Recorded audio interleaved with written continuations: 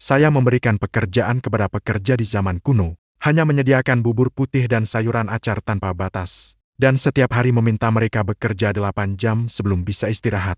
Bahkan hanya pada akhir pekan mereka bisa makan daging panggang. Saya pikir para pekerja akan segera memberontak. Namun pada hari pertama, para pekerja tidak bisa duduk tenang. Apakah ini adalah makanan terakhir kita? Pada hari ketiga, para pekerja terjebak dalam ketakutan. Jangan-jangan kita akan dibunuh. Hingga hari ketujuh, semua pekerja datang di depan saya. Tuan, siapa yang ingin Anda bunuh? Kami akan membantu Anda membunuh siapa saja. Hidup kami sepenuhnya milik Anda. Setelah sebulan berlalu, para pekerja tiba-tiba mengenakan jubah kuning dan mengenakan pakaian dengan pola naga. Tuan, cuaca sudah dingin. Pakailah pakaian tambahan. Aku melihat jubah naga di tanganku, seolah berpikir, kalian benar-benar menyusahkan aku. Setia kepada negara ini, tidak ada niat lain. 2,5 tahun yang lalu, aku terlahir kembali sebagai bintang perbatasan kuno, dan juga terbangun dengan sistem material terkuat. Awalnya aku pikir dengan adanya sistem ini, aku akan segera mencapai puncak kehidupan. Tapi tidak kusangka, sistem ini hanya memberiku otak tak terbatas, sayuran acar, dan obat Yunan Bayau. Ini membuat saya teringat sebuah postingan yang pernah saya baca. Jika orang-orang yang bekerja di zaman kuno hanya diberi bubur putih dan sayuran acar, apakah mereka akan memberontak? Sebagian besar jawaban netizen adalah tidak. Bahkan ada netizen nakal yang menjawab, selama bubur putih dan sayuran acar cukup mengenyangkan, jika buburnya lebih kental, dan sayuran acar ditambah sedikit minyak wijen, jangan katakan hanya bekerja. Bahkan jika mereka disuruh membangun tembok besar sampai Eropa, mereka tidak akan mengeluh sedikit pun. Begitu saya berjalan sambil memikirkan pelayan saya, Yang Xiu. Dia menunjuk ke sebuah kota kecil yang bobrok di kejauhan dan berkata, di depan Tuan adalah Kabupaten Pingliang. Aku menatap tembok kota yang hancur di depanku. Tanpa sadar, aku mengerutkan dahi. Sepertinya menjadi bupati di sini tidaklah mudah. Saat aku memasuki kota, seorang wanita dengan wajah terluka dan kehilangan 3 jari berlutut di depanku. Memohon, Tuan, tolonglah. Tolong berikan sedikit pangan. Dengan wanita ini yang mulai meminta-minta, orang lain juga segera mendekat, menghalangi jalanku, berlutut di tanah, memohon untuk mendapatkan sedikit makanan. Aku baru saja ingin mengeluarkan sedikit pangan dari kereta, untuk memberi kepada orang-orang cacat ini. Dari kerumunan terdengar sebuah suara, kalian jangan menghalangi jalan orang terhormat. Sambil berbicara, seorang pria melangkah keluar. Di pinggang kirinya tergantung sebuah pisau bordir yang sudah banyak cacat. Sangat mencolok. Aku penasaran bertanya, apakah kamu pemimpin orang-orang ini? Siapa namamu? Pria berpedang itu tersenyum sinis. Aku bukan pemimpin. Hanya saja orang-orang ini takut pada pisau rusakku. Jika orang terhormat merasa nyaman, mohon berikan sedikit makanan kepada kami yang cacat ini. Aku mengulurkan tanganku ke belakang kereta, lalu mengeluarkan 2 kantong beras. Aku berjalan ke samping pria dengan pedang itu. Aku melihat meskipun mereka semua cacat, tetapi mereka masih menjaga sedikit keteraturan. Sepertinya ini adalah berkat darimu. Ini ada 2 kantong makanan. Silakan ambil dan bagikan kepada mereka. Pria dengan pedang itu juga tidak menyangka. Aku akan mengantarkan makanan berharga ini langsung ke hadapannya. Tindakan ini memberinya rasa hormat yang besar. Setelah aku menyerahkan makanan itu, suara terima kasih yang tulus langsung terdengar dari sekeliling orang-orang ini. Pria dengan pedang itu juga menimbang 2 kantong makanan di tangannya. Dia yang sudah sensitif terhadap berat, tahu bahwa 2 kantong makanan ini setidaknya memiliki 3 atau 40 kilogram. Cukup bagi mereka untuk menghemat dan makan 2 kali. Pria yang membawa pisau itu menyerahkan 2 kantong makanan kepada yang pertama. Wanita yang menghalangi kereta saya berkata, bagikan makanan ini kepada semua orang. Namun, saat wanita itu baru membuka kantong makanan, dia langsung terkejut. KKU, ini sangat berkualitas. Apa yang kamu katakan? Pria bernama Wu yang membawa pisau mengira dia salah dengar. Wanita itu langsung mengulurkan kantong makanan di depan wajah pria bernama Wu, memintanya untuk melihat dengan seksama. Detik berikutnya, pria dengan pedang itu tertegun di tempat, menatap beras yang putih bersih. Pria bernama Wu dengan bersemangat ingin meraih dan memastikan, tapi melihat telapak tangannya yang hitam dan kotor, takut merusak makanan itu, maka dia cepat-cepat menarik tangannya kembali. Pria bernama Wu bertanya dengan tidak percaya, Tuan, apakah makanan ini benar-benar hadiah untuk kami? Saya mengangguk pelan, lalu dengan suara keras berkata kepada sekelompok orang cacat di sekitarnya, saya adalah pejabat daerah baru yang ditunjuk, Joey. Mulai besok, saya akan mengorganisir pemerintah untuk membuka gudang dan memberikan bantuan kepada korban bencana. Setelah kata-kata ini diucapkan, sekelompok orang di sekitar langsung bersorak dengan keras. Hidup Tuan Pejabat!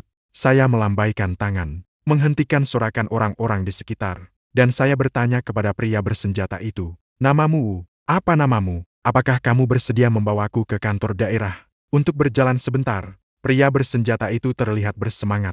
Segera menjawab, "Nama saya Wu. Aku anak keenam di keluargaku." Tiba-tiba semua orang memanggilku Wu Liuzi. Aku hanya mengangguk pelan. "Wu Liuzi, maka kau yang memimpin jalan. Bawa kami menuju kantor kabupaten." Semakin aku berjalan ke dalam kota, semakin aku merasa cemas. Sepanjang jalan hanya ada rumah-rumah yang menyesatkan. Dia dalam keadaan hancur. Beberapa warga di dalam kota memiliki tangan dan kaki. Meskipun tidak sekuat orang-orang di luar kota, namun dari mata mereka, tidak ada sedikit pun cahaya harapan untuk hidup. Mungkin mereka juga melihat hal ini. Wu Laoliu di depan berteriak kepada orang-orang di dalam kota ini. "Pemerintah tidak mengabaikan kita, bupati baru kita sudah datang." Bupati mengatakan bahwa mulai besok akan membuka gudang dan mendistribusikan beras untuk membantu kita yang menjadi korban bencana. Begitu kata-kata Wu Laoliu keluar, tatapan warga di dalam kota yang awalnya suram, seolah-olah dinyalakan oleh sesuatu, memancarkan cahaya yang panas. Setelah berjalan sejenak, kami tiba di sebuah bangunan yang sudah setengah runtuh. Wu Laoliu berteriak, "Kepala Tua Cien, pemerintah telah mengirimkan bupati besar ke sini." Tak lama kemudian, seorang pria paruh baya yang mengenakan pakaian polisi yang compang-camping, datang dengan 3 orang dengan cepat dari dalam kantor. Polisi yang terdepan berlari dengan semangat ke depan Wu Laoliu, bertanya, "Wu Laoliu, apa yang baru saja kau katakan? Apakah pemerintah mengirimkan bupati baru lagi?" "Dia adalah bupati baru kita di Kabupaten Pingliang, Cianyang." Setelah melihatku, segera turun dari tangga, berlutut di depanku, menangis terseduh-seduh dan berkata, "Tuan, akhirnya Anda datang. Pemerintah akhirnya tidak melupakan rakyat Kabupaten Pingliang." Saya segera membantu Cianyang bangkit. Saya bertanya dengan seksama tentang keadaan di kota Kabupaten Pingliang ini. Meskipun Kabupaten Pingliang adalah kota kecil yang terpencil, 6 bulan yang lalu sebenarnya ada lebih dari 800 rumah tangga, lebih dari 5.000 orang. Namun setelah bencana es 6 bulan yang lalu, sekarang jumlah penduduk di seluruh kota mungkin tidak sampai 2.000 orang. Pejabat dan sekretaris yang sebelumnya menjabat, juga karena sifat mereka yang keras, lebih memilih mati daripada menyerah. Akhirnya mengorbankan diri untuk negara, dan dipenggal oleh orang-orang Xiongnu. Mendengar deskripsi Cianyang, aku hanya merasa dingin di atas leherku.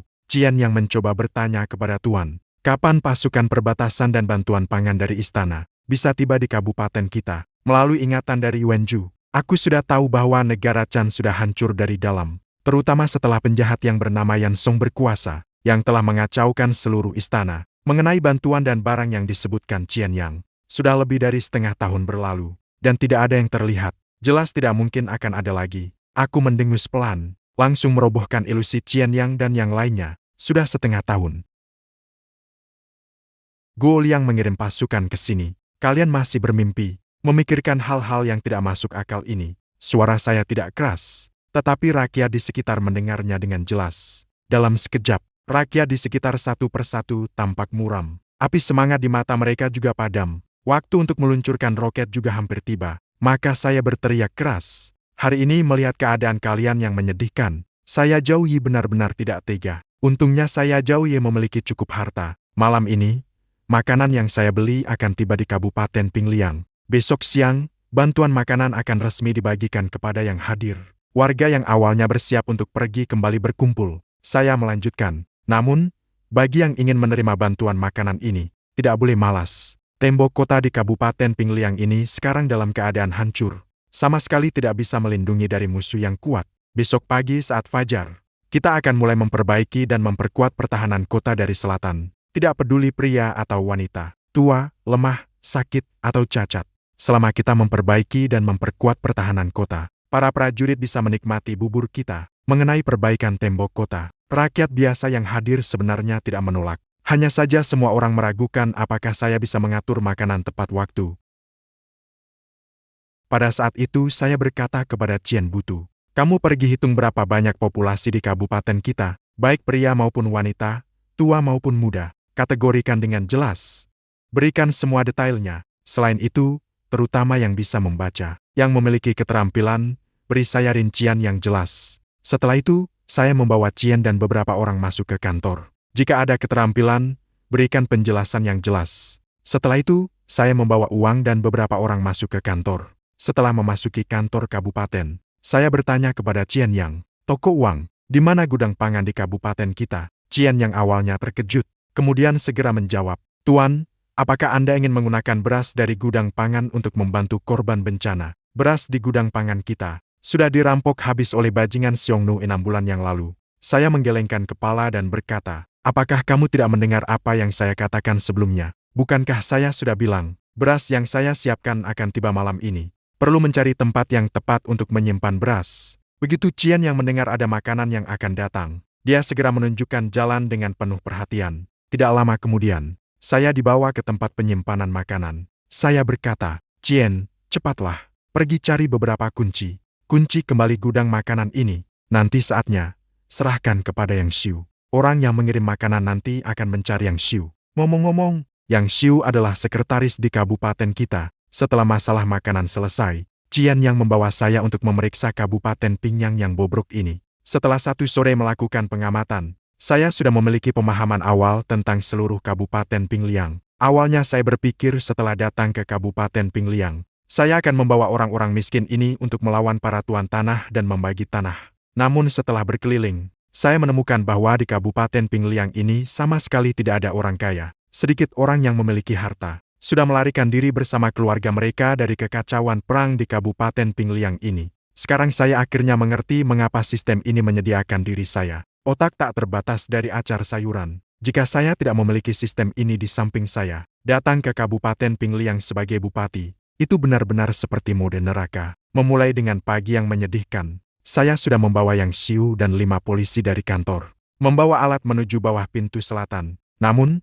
begitu saya tiba di pintu selatan ini, saya langsung menyadari, sebagian besar pria datang dipimpin oleh Wu Laoliu yang merupakan penyandang cacat, orang yang sehat, hanya ada sekitar 20 orang. Melihat ini, saya sedikit marah. Tanpa bisa menahan diri, saya mulai memarahi. Sekelompok rakyat yang sulit ini memperbaiki dan memperkuat tembok kota. Bukankah ini semua demi mereka sendiri? Ketika suku Xiongnu kembali menyerang, apakah mereka hanya akan membunuh saya dan tidak membunuh mereka? Kepala polisi Cian yang juga melihat kemarahan saya. Segera ia menenangkan, "Tuan, silakan tenangkan kemarahan Anda. Orang yang kelaparan lama tidak memiliki tenaga sama sekali. Mereka sama sekali tidak ingin melarikan diri. Orang-orang ini tidak melihat makanan Tuan Bupati dengan mata kepala sendiri. Jadi orang-orang ini lebih memilih berbaring di rumah, menghemat sedikit tenaga, tidak mau mengambil risiko meski sedikit. Datang ke sini untuk memperbaiki dan memperkuat tembok kota." Setelah memikirkan hal ini, aku tidak bisa tidak merasa sedikit menyesal. Seharusnya aku mulai membagikan makanan tadi malam, dan pada saat itu semua orang sudah kenyang. Baru kemudian mengusulkan untuk memperkuat pertahanan kota. Namun jika saya di depan mereka, mengambil begitu banyak makanan dari sistem, juga sulit untuk menjelaskan kepada mereka. Saya dalam hati mengejek diri sendiri, masih terlalu muda, kurang pengalaman. Malu saya adalah seorang mahasiswa abad ke-21. Saat itu, kata-kata Cian yang memecah pikiranku. "Tuan, lalu apa yang harus kita lakukan sekarang?" Saya membersihkan tenggorokan, menginstruksikan semua orang yang sudah datang. "Cian, berbeda. Kamu bagi orang-orang ini menjadi satu tim setiap 10 orang, lalu pergi ke Yang Xiu untuk mendaftar jumlahnya. Pada siang hari, masak sesuai dengan jumlah yang terdaftar. Sebelum memasak, kemampuan manajemen tulang cukup baik. Tidak lama kemudian, lebih dari 20 tim orang telah dibagi. Namun, dari lebih dari 200 orang ini, tidak lebih dari 10% yang sehat. Ditambah lagi, orang-orang ini sudah lapar dan lelah. Jadi, efisiensi kerja pada pagi hari pertama sama sekali tidak tinggi. Mendekati pukul 40, saya berkata waktu sudah hampir tiba. Anda bawa beberapa orang pergi ke gudang pangan. Ambil makanan dan sayuran fermentasi untuk lebih dari 200 orang ini. Ingatlah bahwa Tuan hari ini sedikit khawatir.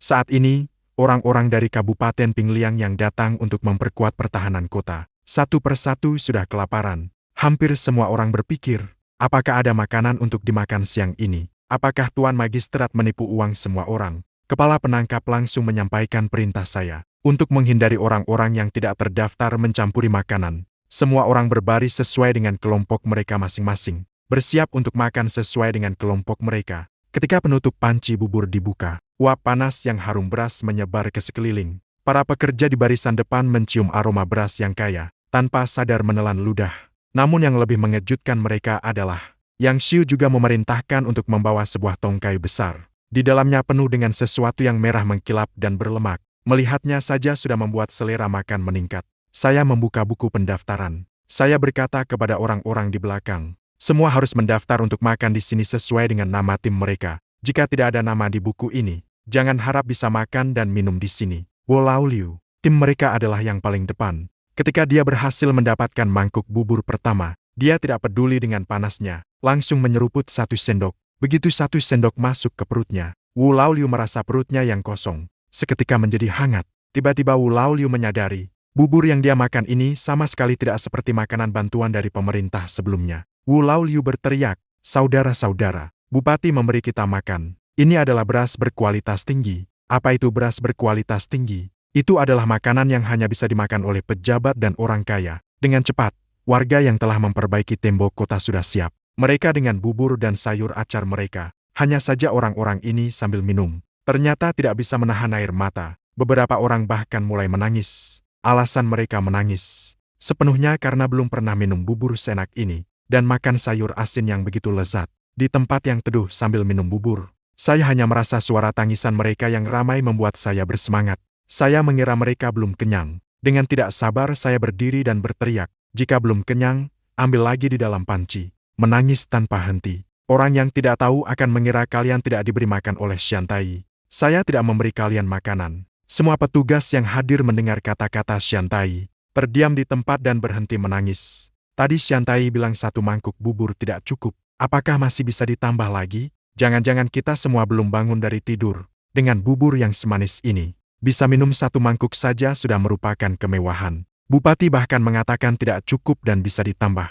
Saat itu, ada seorang yang sudah selesai minum bubur tetapi masih merasa lapar, yaitu Yaoi, memberanikan diri mendekat ke hadapanku. Ia membungkuk dan bertanya, "Tuan, apakah saya benar-benar bisa minum 1 mangkuk lagi?" Saya hanya mengangguk pelan. "Silakan pergi." Setelah memastikan bahwa kata-kata bupati tidak bohong, orang-orang yang sudah minum bubur segera berdesakan kembali, bersiap untuk menyajikan mangkuk kedua. Setelah semua pekerja kenyang, saya berdiri dan berkata, "Kalian semua dengarkan baik-baik. Mulai sekarang, siapapun yang bekerja untuk tuan ini, saya tidak akan membiarkan kalian kelaparan. Namun jika kalian berani membuat keributan atau merampok, maka kalian akan kelaparan di kemudian hari." Alasan saya mengatakan ini sepenuhnya adalah untuk menanamkan benih ketaatan, menghormati perintah dalam hati orang-orang ini. Kabupaten Pingliang terletak di persimpangan medan perang 5 negara. Hanya mengandalkan pembangunan tembok pertahanan, itu masih belum cukup.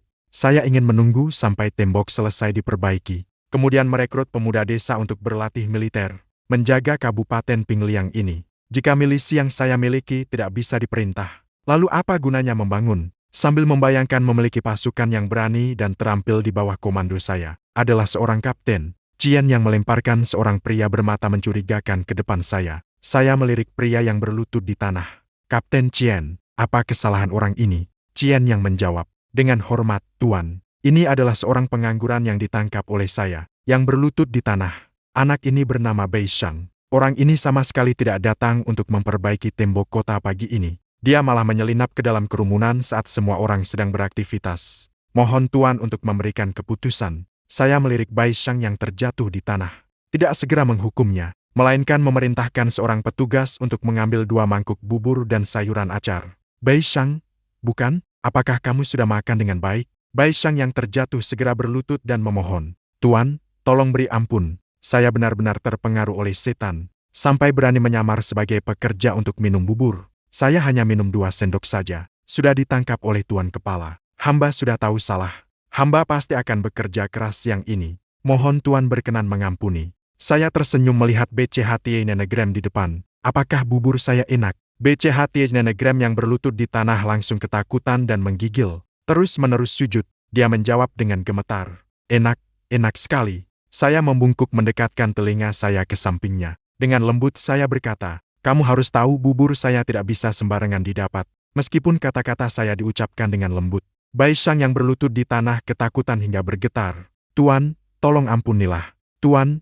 tolong ampunilah. Aku sekarang sedang membangun tembok kota di sini. Sangat membutuhkan tenaga kerja. Melihat 2 mangkuk bubur di atas meja, tidak ada satupun yang untukmu. Mangkuk lainnya adalah untukmu mencari orang untukku. Mengerti? Bai Shang terkejut mendengar kata-kata itu. Tuan, apakah maksud Anda agar saya pergi ke kota untuk mengumumkan bahwa ada bubur, ada sayur acar? Bukan, aku mengangguk pelan. Saya hanya mengangguk pelan, mengonfirmasi pernyataan Bai Shang. Bai Shang melihat saya tidak menghukumnya. Dia kembali bertanya dengan suara pelan, Tuan, untuk kejadian hari ini, Anda tidak menghukum Xiao Wang. Saya mendengus dingin. Jika besok saya melihat orang yang memperbaiki tembok kota, hanya ada segini orangnya, itu berarti Anda tidak bekerja dengan baik untuk saya. Saat itu, dua kesalahan akan dihukum bersamaan. Saya ingin tahu apakah Anda bisa menanggung hukuman itu. Bai Shang segera sujud dan berterima kasih. Saya pasti akan berusaha sekuat tenaga untuk Tuan. Besok saya pasti akan. Anda membawa banyak orang. Saya puas dan mengangguk. Keesokan harinya ketika saya kembali ke gerbang selatan, saya menemukan bahwa jumlah orang hari ini jauh lebih banyak daripada kemarin. Sudah ada lebih dari 400 orang. Saat itu, BCH Tiannegrem datang bersama istrinya. Seolah-olah ingin mengklaim pujian, dia berjalan ke depan saya, langsung bersujud, dan berkata, Tuan, saya tidak mengecewakan misi ini. Kemarin saya berlari ke seluruh kota. Tuan Xuanyang menggunakan batu permata yang indah. Jadi hari ini ada begitu banyak orang yang datang untuk membantu memperbaiki tembok kota. HN Hein berani membawa istrinya, juga datang untuk memberikan sedikit bantuan kepada Tuan. Mohon Tuan terima saya. Kali ini memperbaiki pertahanan kota. Tidak hanya harus memperbaiki dengan baik di atas dasar yang ada, juga bersiap untuk memperkuat, meninggikan, dan menebalkan tembok. Kemarin lebih dari 200 orang terlihat banyak, tapi sebagian besar adalah orang-orang yang cacat. Ditambah mereka sebelumnya kelaparan tanpa tenaga sama sekali. Jadi pekerjaan yang dilakukan sangat lambat. Hari ini ada begitu banyak orang datang untuk membantu memperbaiki pertahanan. Jangan katakan wanita. Bahkan seekor anjing di kabupaten pun ingin saya tarik untuk dijadikan tenaga kerja. Saya mengangguk pelan. Kepada pasangan Bai Shang yang berlutut di tanah saya berkata, tidak peduli apakah laki-laki atau perempuan, selama mereka telah berusaha untuk memperbaiki pertahanan kota, saya tentu tidak akan mengabaikan kalian. Saya berbalik dan berkata kepada Qian Yang, ngomong-ngomong, hari ini banyak orang, siapkan beberapa panci lagi untuk memasak bubur. Qian Yang bertanya ragu saat pergi. Apakah hari ini masih memberi mereka bubur nasi yang berharga ini? Saya bertanya balik, apakah kamu tidak mau minum bubur ini? Qian yang menggelengkan kepala berkali-kali.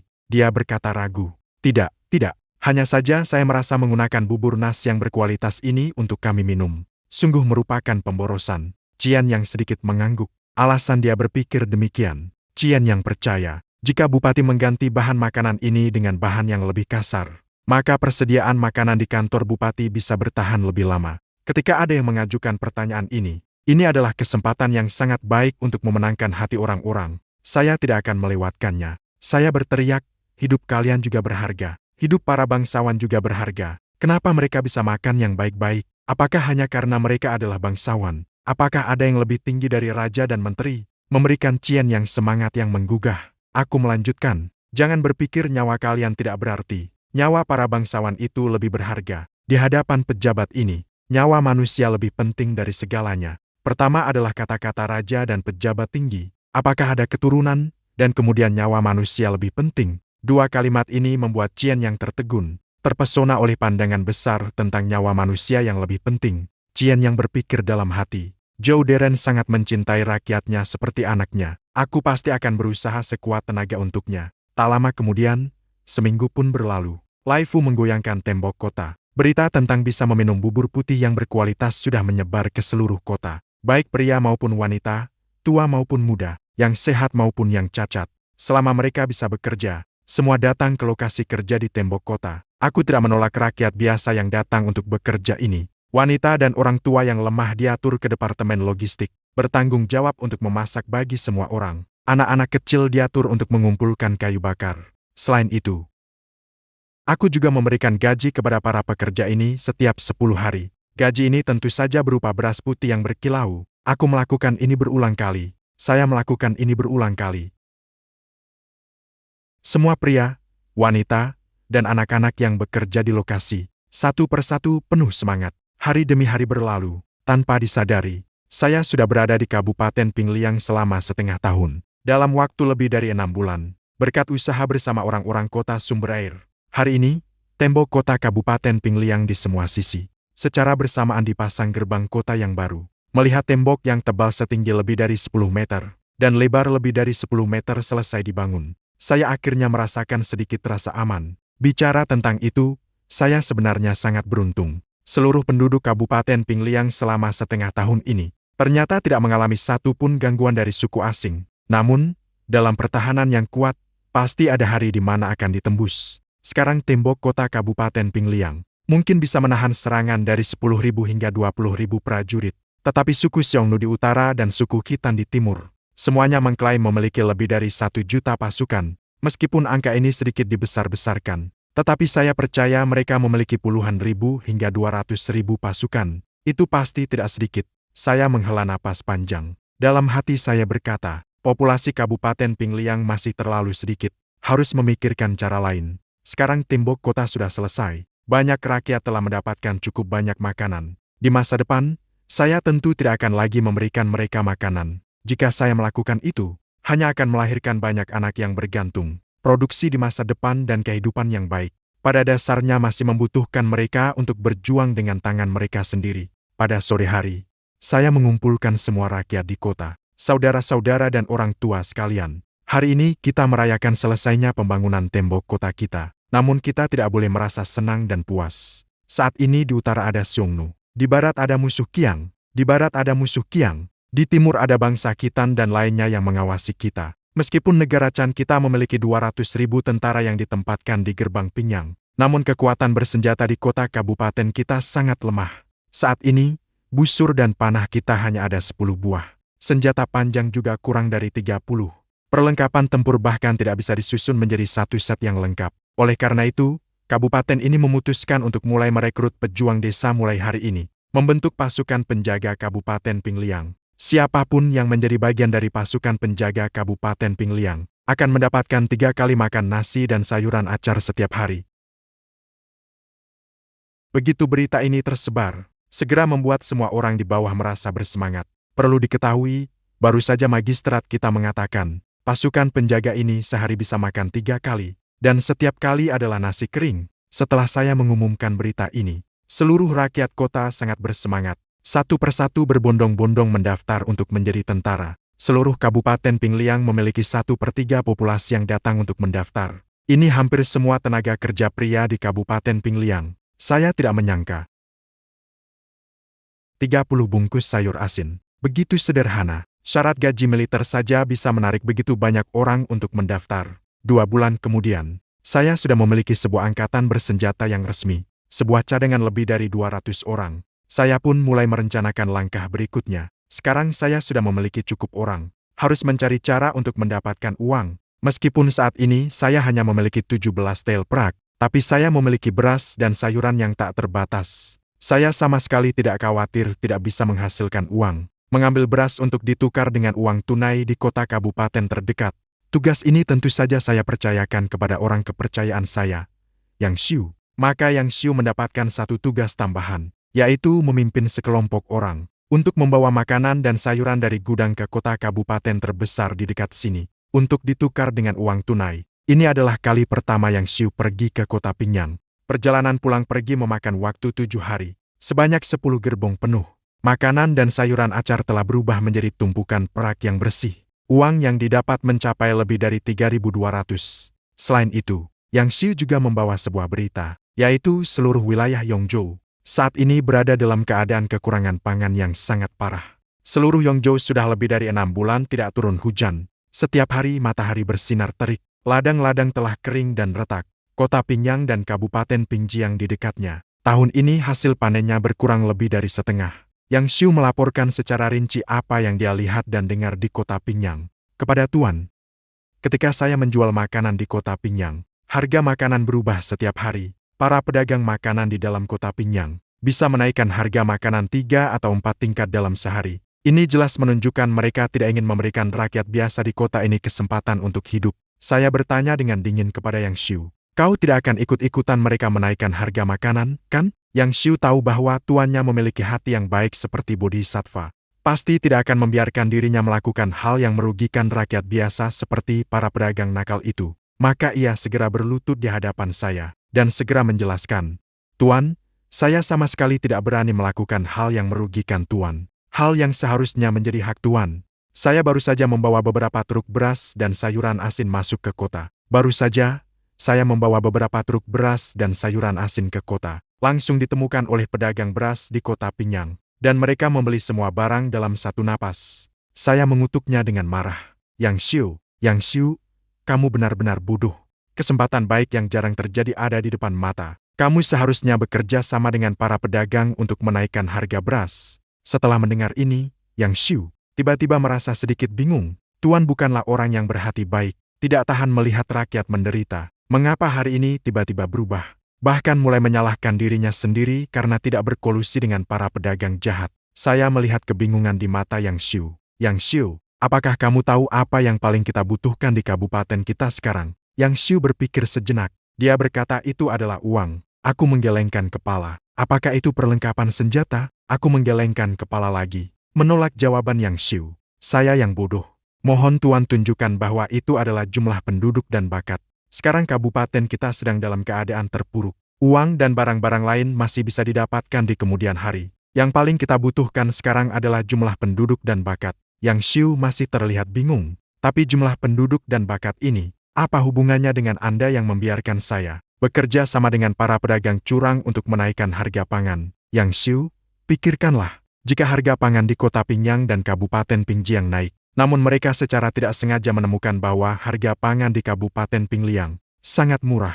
Apa yang akan dilakukan oleh rakyat di kota? Begitu Yang Xiu mendengar, dia langsung tersadar. Jika Yang Xiu dan para pedagang curang di kota Pinyang, Kabupaten Pingjiang bersama-sama menaikkan harga pangan hingga tidak terjangkau oleh rakyat, lalu secara tidak sengaja menyebarkan berita bahwa harga pangan di Kabupaten Pingliang murah, rakyat tentu saja akan berbondong-bondong ke Kabupaten Pingliang. Orang-orang biasa secara alami akan berlari ke Kabupaten Pingliang. Yang Xiu dengan bersemangat memuji. Sungguh cerdas. Ternyata Tuan, Anda ingin membantu rakyat di kedua kabupaten itu dengan cara ini. Dengan begitu, rakyat di kedua daerah ini, mereka akan merekomendasikan untuk pindah dan menetap di Kabupaten Pingliang. Saat itu, kita akan kekurangan populasi. Banyak masalah tenaga kerja juga akan teratasi. Yang Xiu segera pergi ke kabupaten untuk mencari orang-orang berbakat yang cerdas. Dan Yang Xiu menemukan Bai Shang, yang dulu menyamar dalam pekerjaan sambilan dan minum bubur, yang tertangkap. Anak ini akan dikirim untuk menekan harga pangan. Seharusnya dia punya banyak akal. Selain rencana yang saya perintahkan kepada Yang Xiu, saya juga memberikan sistem yang sangat tepat. Benih mulai dibagikan kepada seluruh warga kota. Setelah mengetahui bahwa benih kentang dapat menghasilkan 3.000 jin per mu. Meskipun semua warga Kabupaten Pingliang sangat terkejut, mereka tidak meragukan sedikit pun. Dan saat ini, hampir semua warga Kabupaten Pingliang secara tidak bersyarat percaya kepada bupati yang hebat. Saya juga mengumumkan rencana pengenalan bakat saya kepada seluruh warga kota. Siapapun di dalam kota yang bisa membawa seorang pekerja kuat untuk menetap di Kabupaten Pingliang, maka pendatang tersebut akan mendapatkan 100 jin beras sebagai tempat tinggal, dan orang yang memperkenalkan juga akan mendapatkan hadiah 10 jin beras. Jika orang yang dibawa adalah seorang tukang batu, tukang kayu, atau pandai besi dengan keterampilan tertentu,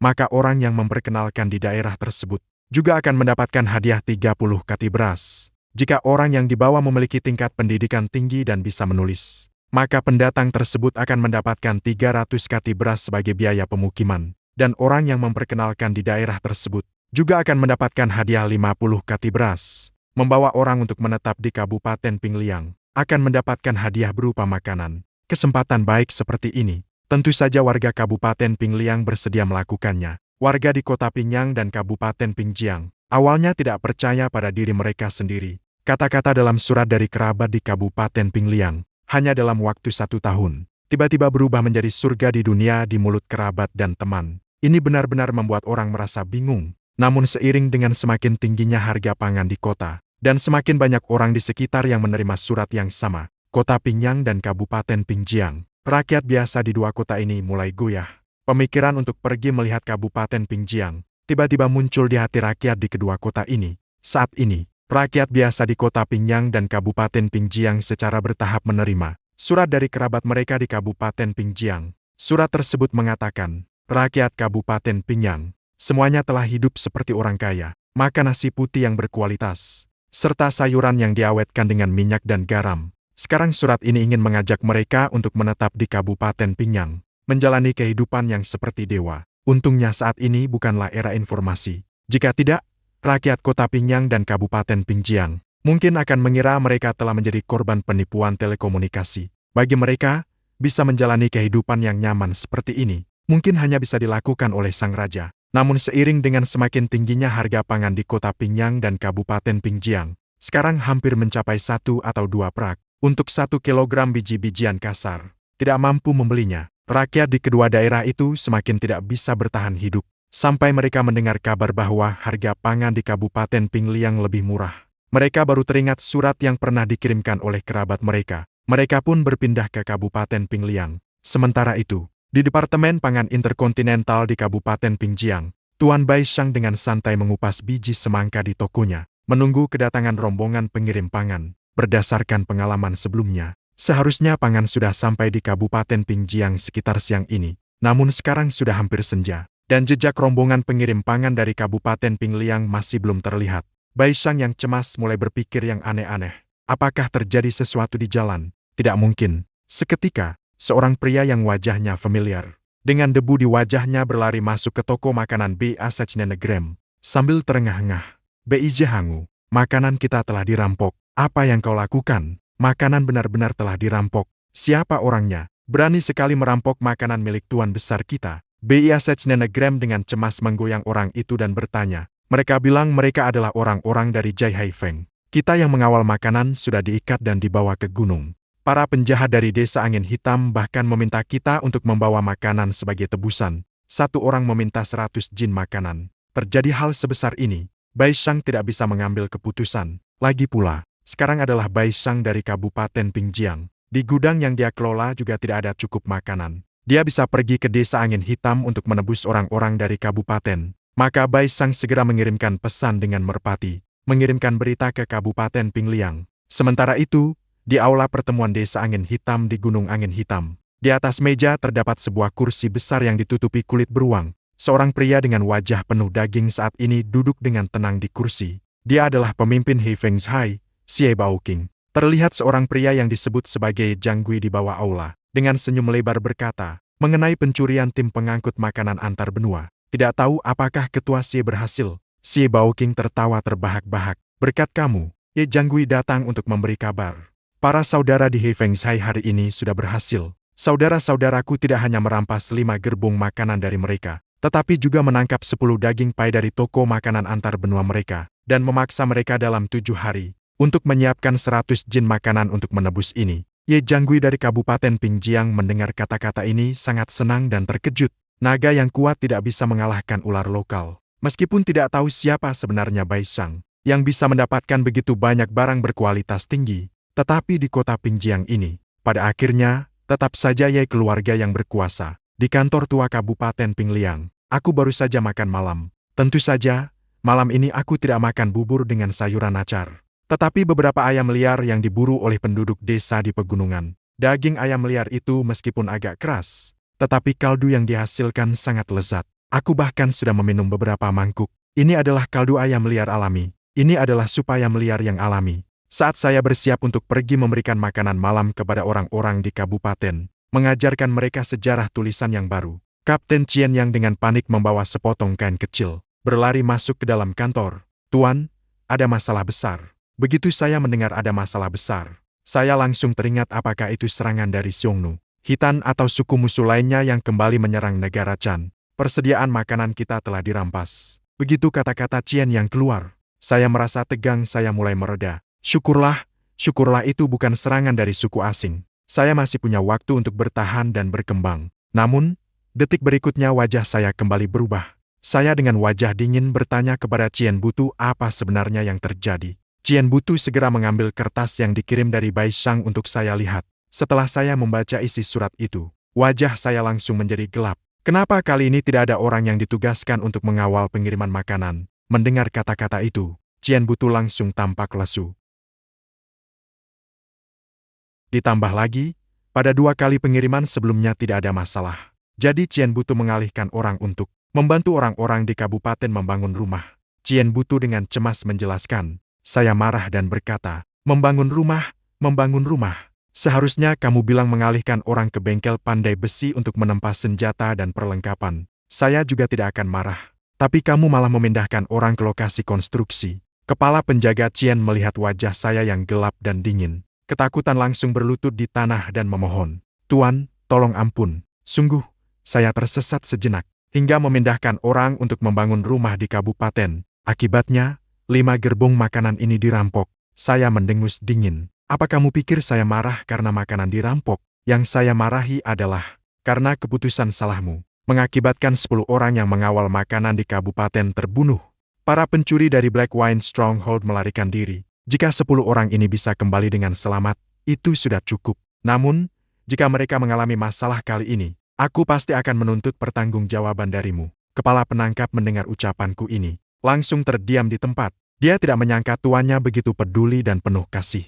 Kini, Kabupaten Pingjiang dan Kota Pingyang, bahkan di wilayah Yongzhou, ada banyak tempat yang mengalami kekurangan makanan karena cuaca kering tahun ini. Dalam situasi seperti ini, 5 gerbong makanan berkualitas dari Kabupaten Pingliang, itu bisa dijual dengan harga ribuan tel perak. Dan di tahun-tahun kelaparan dan kekacauan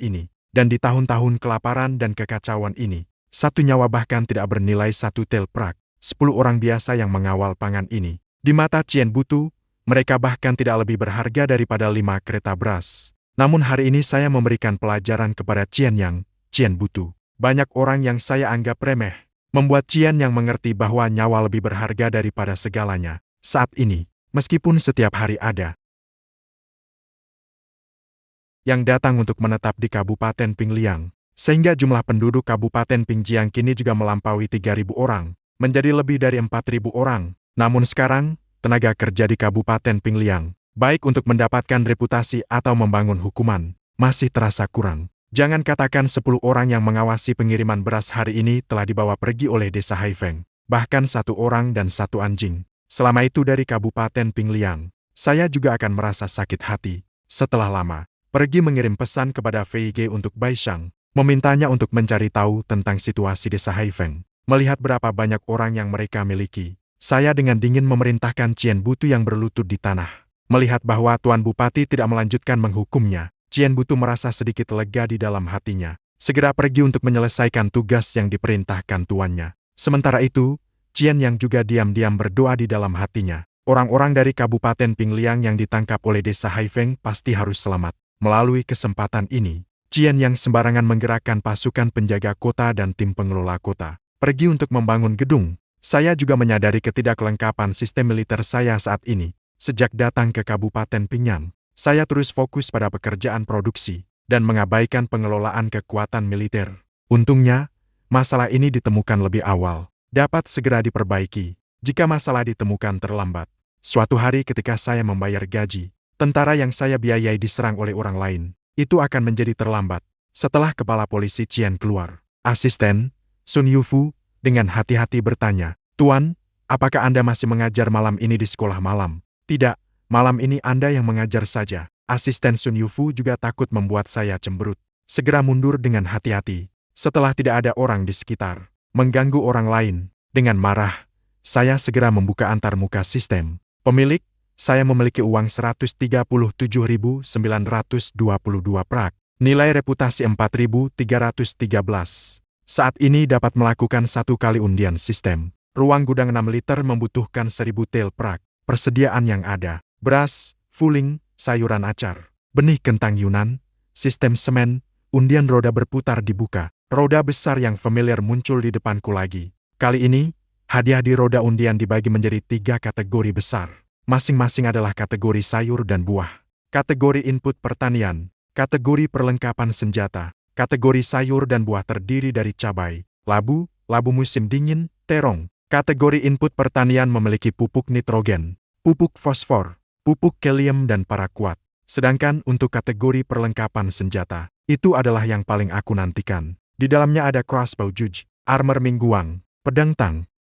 Melihat perlengkapan senjata ini, hati saya benar-benar berbunga-bunga. Jika crossbow juj adalah senjata dingin kuno yang seperti senapan mesin,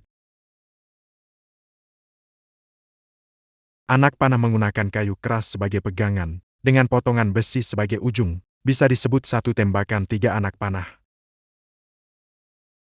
Oleh karena itu sering digunakan dalam pengepungan untuk menembakkan anak panah secara berurutan. Setelah anak panah menancap di dinding, prajurit pengepung bisa memanjatnya. Yang terkena pasti mati, meskipun hadiah undian ada sebanyak 12. Tetapi menurut saya, peluang saya untuk mendapatkan perlengkapan senjata adalah 1/3, baik itu senjata juj atau baju zirah mingguang, atau bahkan pedang tang. Tidak peduli senjata mana yang saya dapatkan, pasukan penjaga kota dan tim pengelola kota saya pasti akan mendapatkan peningkatan kekuatan tempur yang besar. Jadi saya merasa kali ini saya pasti berhasil, selama saya mendapatkan salah satu senjata tersebut. Besok pagi saya akan mengumpulkan pasukan untuk menyerang Gunung Angin Hitam, menghancurkan markas Angin Hitam, dan mulai undian. 12 hadiah tersusun acak. Roda undian juga mulai berputar cepat. Setelah saya diam-diam menekan tombol berhenti di dalam hati, piring itu perlahan berhenti. Juj Lian Nu sudah lewat. Tang Heng Dao juga sudah lewat. Saat saya melihat jarum pemenang hampir berputar ke Armor of Radiance, piring itu ternyata belum berhenti. Saya berdoa dengan cemas dalam hati. Piring itu bergerak sedikit demi sedikit. Akhirnya berhenti di celah antara Armor of Radiance dan hadiah berikutnya. Berhenti. Saya bertanya pada sistem dengan senyum. Hadiah ini pasti Armor of Radiance, kan? Namun, di detik berikutnya, suara pengingat mekanis sistem terdengar di kepala saya. Deng, selamat kepada pemilik. Undian kali ini mendapatkan para kuat. Kini sudah disimpan di gudang. Apa? Kenapa bisa para kuat? Aku mengumpat dengan marah di dalam hati. Jika kau ada di depanku, aku pasti akan membuatmu tahu mengapa bunga itu begitu merah. Sistem tidak akan memanjakanku. Ia langsung memperbesar tampilan roda undian yang dimenangkan. Hasilnya, jarum undian memang melewati batas antara Armor of Brilliance dan para kuat. Jarinya menunjuk pada para kuat. Aku tetap tidak puas dan berkata, barang ini toh produkmu juga. Kau ingin mengendalikan roda undian kemana? Bukankah itu saja? Jika saya mendapatkan pertahanan militer dari Ngungiji sendiri, itu akan sangat meningkatkan. Tetapi sekarang yang saya dapatkan adalah BEKOK ini. Saat ini saya benar-benar ingin mengangkat tangan ke langit. Untuk apa saya butuh BEKOK ini? Saya hanya merasa, tidak peduli senjata atau peralatan apa yang saya dapatkan, bahkan sayuran atau buah-buahan. Itu semua lebih baik daripada mendapatkan BEKOK ini. Apa gunanya BEKOK ini? Sekarang di Yongzhou, sudah setengah tahun kekeringan tanpa hujan. Rumput liar di ladang sudah mati karena terik matahari. BEKOK yang digunakan untuk membasmi rumput, saat ini tidak ada gunanya sama sekali. Yang lebih parah adalah, herbisida ini adalah zat beracun tinggi, sangat beracun bagi tubuh manusia, dan tidak ada obat penawar yang efektif. Jika seseorang tidak sengaja meminumnya, orang itu pasti akan mati dalam beberapa hari. Tiba-tiba, sebuah ide cemerlang muncul di benakku. Sebuah pemikiran yang kejam melintas. Black Wine Stronghold. Karena Black Wine Stronghold memilih untuk menjadi musuhku, maka kalian hanya bisa menyalahkan diri kalian sendiri yang memiliki mata yang tidak berguna. Ketika aku memikirkan rencanaku, aku mulai tertawa dengan sinis. Tak lama kemudian, tawa sinis itu berubah menjadi suara monster yang aneh. Dan di kota Pingjiang, Bai Shang setelah menerima surat merpati dariku, segera mengirim orang untuk menyelidiki keadaan desa Angin Hitam. Setelah orang-orang dari keluarga Ye di kota Pingjiang mengetahui situasi sulit Bai Shang, mereka semua tertawa terbahak-bahak. Ye Wuhua, pengurus keluarga Ye, berkata kepada pengelola mereka, Ye Jianrong, dengan nada pujian, bagus, bagus, bagus. Kamu melakukan pekerjaan ini dengan baik. Sekarang pengelola toko makanan bantuan itu sedang berusaha keras mencari tahu keadaan desa Angin Hitam. Ye Jianrong yang terlibat juga tertawa terbahak-bahak. Kehilangan begitu banyak makanan? Tidak panikkah? Apalagi itu semua adalah makanan berkualitas. Orang kecil juga mencari tahu tentang mereka. Stok makanan di toko makanan Zhouji sekarang tidak akan bertahan lama. Ye Wuhua juga mengangguk pelan dan berkata, jangan salah, makanan di gudang Zhouji memang sangat lezat. Chongguang setelah mencobanya sangat memuji. Chongguang yang disebut Ye Wuhua adalah orang yang berhubungan dengan pejabat jahat Yansong. Si Iki memukulku dengan 50 dabaos malam yang bersinar. Nama kehormatan malam yang bersinar adalah Chongguang. Kau pergi beritahu pemilik putih itu tentang dasar Jai Heifang. Aku ingin melihat bagaimana mereka akan memecahkan masalah ini. Ye Wuhua memerintahkan kepada bawahannya di toko makanan. Pemilik toko Ye, pemilik besar Ye Jianrong mendengar dan berkata, segera mengikuti perintah kepala keluarga Ye Wuhua. Dengan cepat berpura-pura terlihat panik, berlari ke tempat Bai Shang, memberitahunya tentang keadaan Black Wine Stronghold. Ternyata si Ye Baoqing dari Black Wine Stronghold adalah seorang yang gagal dari Pingyang City, melarikan diri dari Baifu City, setelah mengalami kekalahan sekali. Dia terdampar di Black Wine Mountain. Kemudian, dengan kekuatan pribadinya, dia mengumpulkan sekelompok tentara yang kalah. Menjadi bandit, khususnya merampok dan mencuri. Sering menyerang Aroma di luar Pingjiang City. Jumlah orang di Black Wine Stronghold masih cukup banyak. Ada sekitar 2 hingga 300 orang. Meskipun 2 kali sebelumnya tim saya mengirim lebih dari 20 orang untuk menjaga. Itu juga karena keberuntungan. Tidak bertemu dengan para perampok dari Black Wine Stronghold. Kali ini jika kepala penangkap uang mengirim pengawal untuk mengawal bahan makanan, mungkin kerugian akan lebih parah. Bai Shang, setelah mengetahui situasi di Black Wine Stronghold, dengan penuh rasa terima kasih mengantarkan Ye Jianrong pergi, dan pengelola keluarga Ye Jianrong, setelah keluar dari Pingjiang County. Zhou Jiliang, melihat tidak ada yang melihat, segera mengubah ekspresi wajahnya, dan dengan lembut meludahkan air liur ke arah Zhou Jiliang. Bai Shang sama sekali tidak menyadari hal ini. Dia hanya sibuk memerintahkan orang untuk mengirim pesan dengan merpati, mengirimkan informasi yang didapat kembali ke Kabupaten Pingliang. Pada hari itu, saya juga sepenuhnya mengambil alih urusan militer dari pasukan kota dan tim pengelola kota, sambil mengeluarkan peraturan disiplin yang ketat. Siapapun yang berani melanggar akan dihukum mati tanpa ampun. Setelah para prajurit di bawah saya akrab dengan peraturan disiplin, saya memimpin pasukan Cheng Wei, menuangkan sekantong beras ke dalam setiap tong kayu yang penuh air. Kemudian mengambil beras itu untuk dijemur. Ternyata air dalam tong itu bukanlah air biasa, melainkan serbuk kerbel yang saya dapatkan dari sistem. Serbuk kerbel ini juga dikenal sebagai balali. Sebenarnya adalah cairan yang tidak berwarna dan tidak berbau. Bahkan banyak pestisida dari kehidupan sebelumnya. Sebenarnya semuanya adalah cairan tanpa warna dan rasa. Hanya saja untuk mencegah orang tidak sengaja memakannya,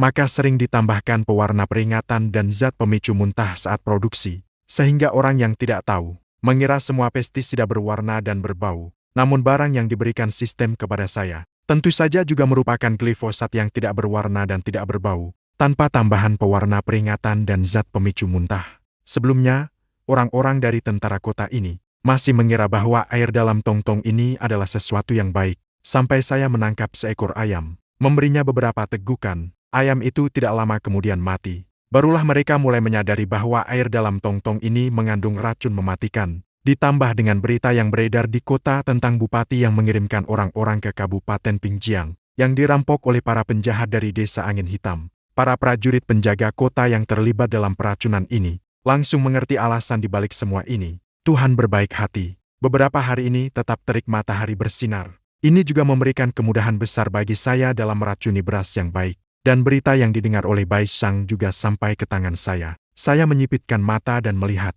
Seketika saya mengerti mengapa sistem tidak memberikan saya perlengkapan senjata dingin. Para penjahat di Gunung Angin Hitam berjumlah 2 atau 300 orang. Sekarang meskipun jumlah penduduk di kota saya semakin banyak, pasukan penjaga kota yang dia rekrut juga ada 3 atau 400 orang. Tetapi jika benar-benar menggunakan kekuatan berharga ini untuk bertarung melawan perampok di Gunung Angin Hitam, aku benar-benar tidak rela. Sekarang tampaknya racun herbisida yang tidak berwarna dan tidak berbau ini lebih mudah digunakan. Aku berpikir dalam hati dan wajahku muncul senyuman cerah yang penuh kebenaran. Ketika generasi terakhir beras yang terkontaminasi racun herbisida dikemas ulang, banyak tentara merasa bahwa meracuni seperti ini memang agak tidak pantas. Ini bukan karena tentara di Kabupaten Pingliang ini merasa kasihan pada perampok di markas Angin Hitam, tapi karena merasa bahwa membuang-buang makanan seperti ini sungguh sangat disayangkan. Sebenarnya saat aku mengumumkan peraturan disiplin, banyak tentara secara sukarela ingin berangkat untuk menyerang markas Angin Hitam. Keberanian para prajurit ini patut dipuji. Semangat mereka sangat mengagumkan. Namun sekarang saya tidak bisa mengorbankan harta saya yang sudah sedikit. Prajurit-prajurit itu akan terjebak di Black Wine Stronghold. Seandainya bukan karena saya ada di militer. Seluruh Pingliang County memiliki reputasi yang sangat tinggi, dapat mengendalikan orang-orang ini. Jika orang lain yang memimpin, para prajurit yang terbawa emosi bisa saja benar-benar mengangkat senjata dan menyerang Black Wine Stronghold. Prajurit-prajurit dari Pingliang County. Kali ini kita dari county, kita pergi ke Pingjiang County untuk mendapatkan makanan gaji militer yang dirampas oleh Black Wine Stronghold. Hal ini pasti sudah diketahui oleh semua orang. Saya tahu saat ini kalian semua merasa tertekan, namun kita tidak bisa bertindak sembarangan untuk mencari tahu. Di Black Wine Stronghold terdapat sekelompok prajurit Liu yang kalah yang menjadi perampok. Dan jumlah mereka ada sekitar 2 hingga 300 orang. Saya baru saja menyebutkan ini. Tiba-tiba terdengar suara dari barisan tentara. Tuan, saya tidak takut.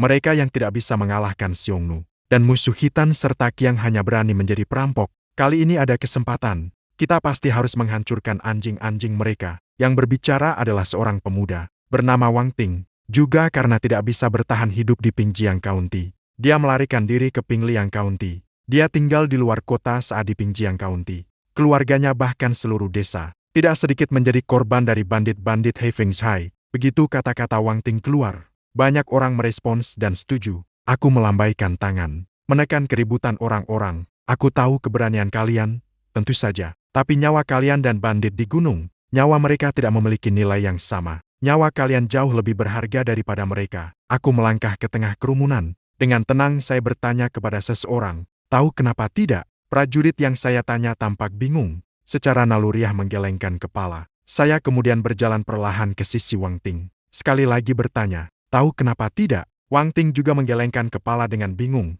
Menyatakan tidak tahu, bukan? Karena nyawa kalian sekarang tidak hanya milik kalian sendiri, tapi juga milik orang tua dan teman-teman kalian.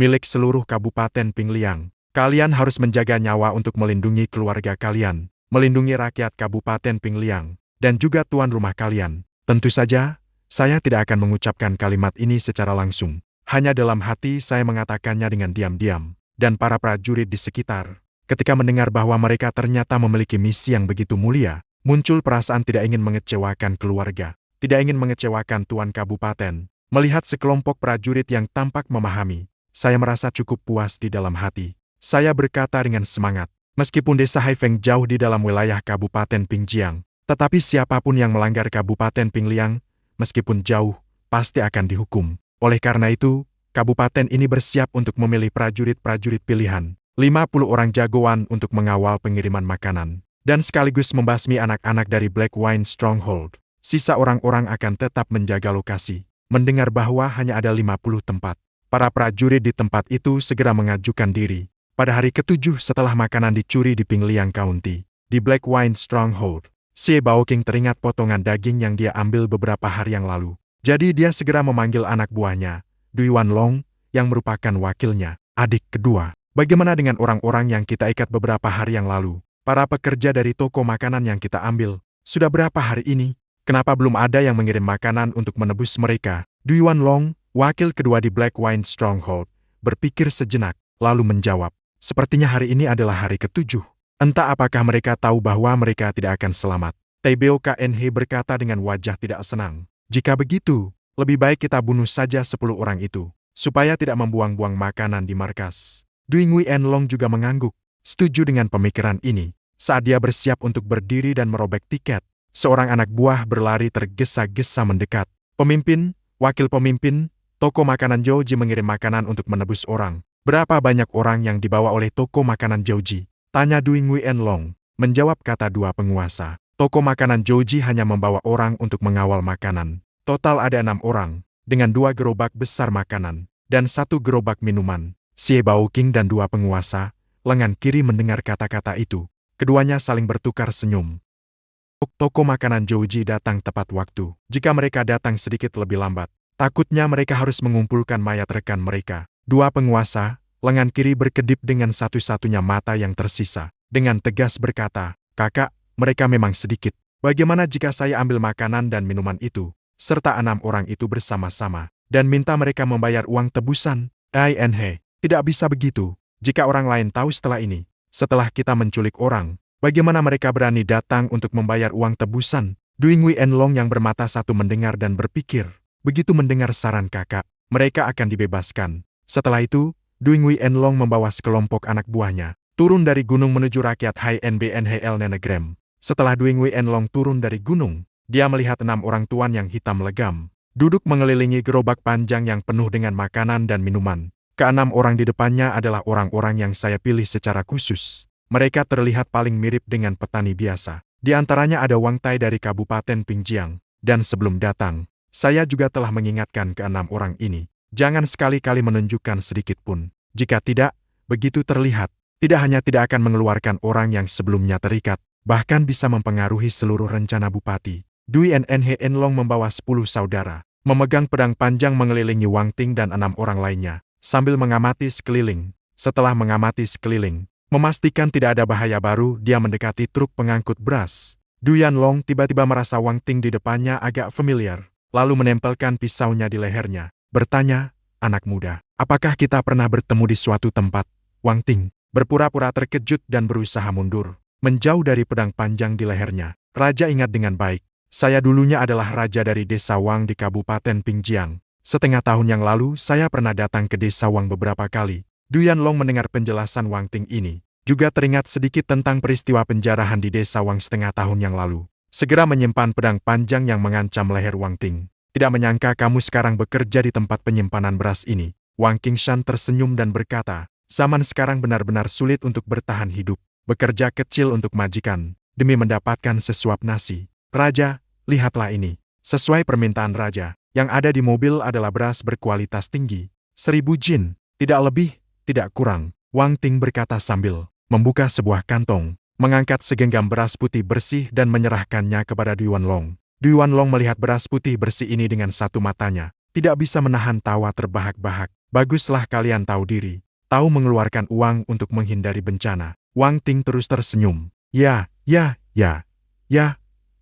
Tuan kami sebelumnya tidak tahu jalan ini adalah milik raja. Kalian sangat menyinggung. Jadi kami juga menyiapkan beberapa kendi anggur berkualitas sebagai permohonan maaf. Du Yanlong, wakil kedua desa Angin Hitam, melihat beberapa kendi anggur tambahan ini. Hatinya sangat senang, namun dia sengaja menguji. Nakal sekali. Kalian tidak sedang bermain trik, kan? Dengan meracuni minuman ini, Wang Ting, anak ini memiliki ketahanan mental yang cukup baik. Dia tidak terpedaya oleh kata-kata wakil kedua dari Jai Heifang ini. Sambil tertawa, dia berkata kepada raja, Anda tidak perlu berkata begitu. Jika Anda tidak percaya, saya akan minum di depan Anda. Wang Ting berpura-pura sangat ingin. Dia melangkah maju, membuka celah di kendi anggur. Aroma anggur langsung menyebar. Saat Wang Ting bersiap untuk menjulurkan kepalanya dan meminum seember besar, Du Yanlong sekali lagi menempelkan pedangnya di leher Wang Ting. Sekarang minuman ini sudah sangat berharga. Kau barang hina tidak layak minum anggur ini. Setelah Wang Ting terhalang, ia segera menjelaskan, ini bukan untuk yang mulia. Apa kau pikir minuman ini beracun? Saya hanya ingin mencoba untuk Anda. Di sampingnya, beberapa orang yang mengantar makanan bersama Wang Ting juga ikut mendukung. Ya, membantu yang mulia.